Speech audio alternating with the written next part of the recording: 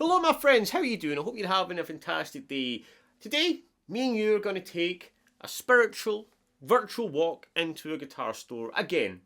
And we're going to pick up the most beautiful, shiniest, most expensivest guitar off the shelf. We're going to put it on our lap and we're going to play it. We're going to play some cool riffs and we're not going to be scared at all about who's watching or who's listening, because we're going to sound pretty good. Now, if that sounds terrifying to you, if that sounds, really scary, then don't worry, I've got your back, because today I'm going to teach you one lick to rule them all. The only lick you need to be able to play up and down the fretboard and know what you're doing. So, we're going to get right into this, guys, and if you develop the muscle memory for this, then it's gonna do you wonders. I teach my students this all the time. I use this all the time. So I really hope you enjoyed this lesson. Before we get into it, I've got my blues boot camp on this Monday, the 26th of August. It starts. It's 5 days. It's completely free, and I'm trying to get as many of you over there as possible. All right. Now we're going to have a lot of fun. If you like blues, if you like learning new licks and all that kind of stuff, you're going to love it, because every day I go live, teach you something, I give you a challenge, you upload it. And you learn a lot and you have a lot of fun while you're doing it. And again, it's completely free, so you can join via YouTube, Facebook, email. So make sure you join the link and I'll see you there. Alright, so anyways, today's lesson, all we need is this E shape. Okay, that's the only chord shape you need. Alright, and we're going to move it around the fretboard and we're going to do different cool stuff with it, right? But I just need you to play this E shape right now. And then we're going to develop this chord and scale connection. Okay, that is where the lick's going to be connected. Alright, we're going to use this lick to improvise and create some cool little riffs. And this is where the juice is, okay? So we start off with the E chord, and then I want you to do this. Again. Okay, now I'm going to walk through that nice and slow. So we play the E. Then we're going to slide with our third finger from 2 to 4 on the low E. 2, 4 on the A. Alright. 2, 4 on the D. Slide up the third finger to 6 on the D. 2, 4 on the G. And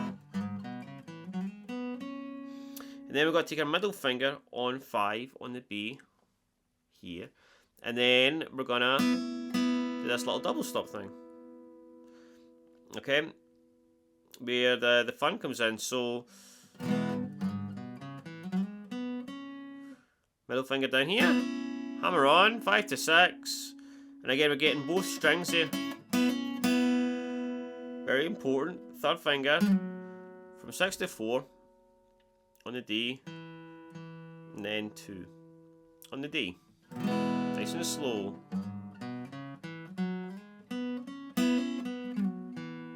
Slower.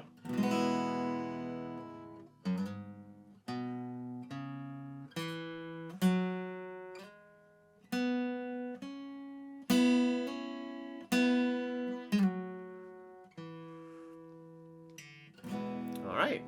Now we're going to take that move and we're going to bring it up the fretboard, alright? So we're going to play this shape, the same shape, E shape here, but on the 6th and 7th fret. That becomes effectively an E chord.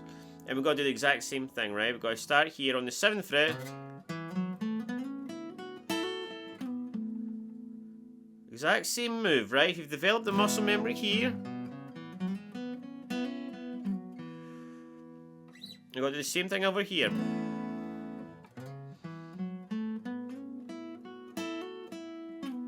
Now this isn't the lick move, right? This is just what you need to know to be able to do it. Then we're going to take that move, we're going to take that E shape, and we're going to play it up here, which is in the 8th and 9th fret, and this is effectively a B chord. Then we start that move from the 9th fret up to 11.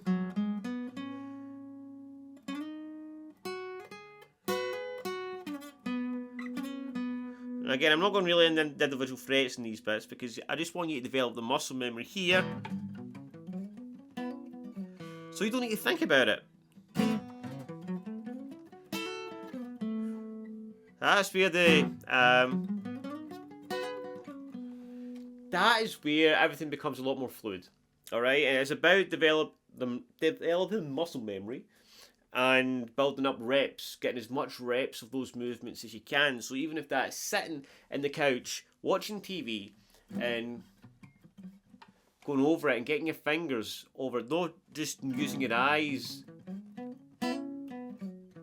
getting your fingers to really feel and get used to those movements, and that's where it becomes a lot more fluid. Alright, so the next step to that, right, I want you to concentrate on when this little double stoppy bit is, right, where we've got that in each part.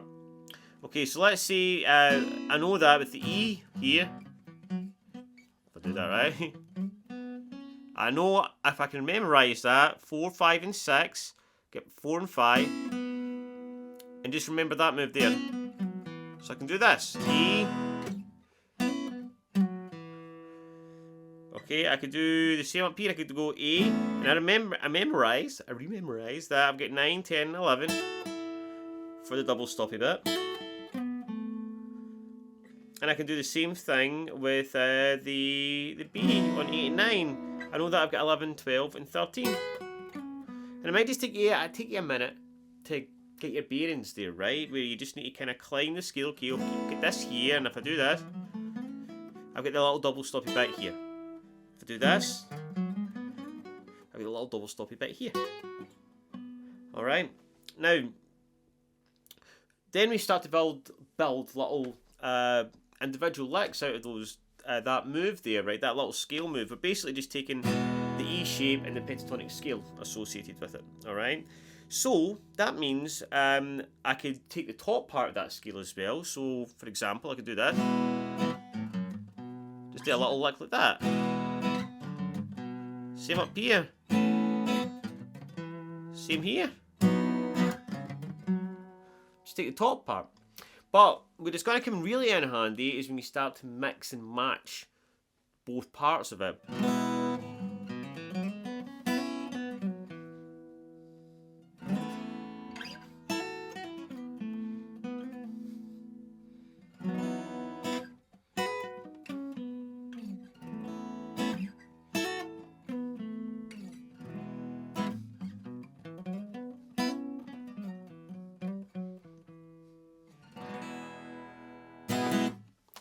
And there you have it, right? Just quite a short and simple lesson, but I hope you digested that. I hope you tried to get what I was saying. It's just about taking that move and being as creative as possible with it. Remember, if you want to work with me privately, you can apply via the link, or you can work with me on the Blues Bootcamp on Monday. I hope to see you there. Take it easy. Have a great day, and I'll see you in the next one.